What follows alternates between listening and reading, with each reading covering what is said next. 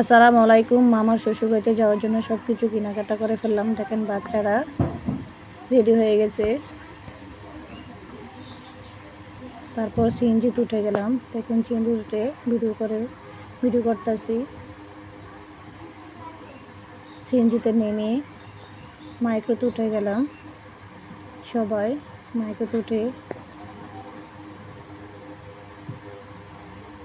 দেখেন ভিডিও করতে করতে যাচ্ছি। দেখেন চারিদিকে শুধু গাছগাছালি আর সবুজে ঘেরা, অনেক সুন্দর এলাকাটা।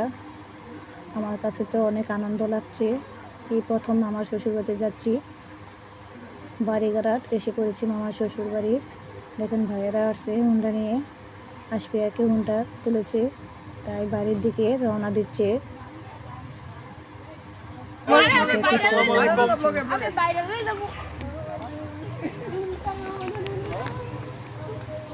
দেখেন ভিডিও করতেছি। দেখেন চারিদিকে শুধু সবুজে ঘেরা আর গাছগাছালি ভরা।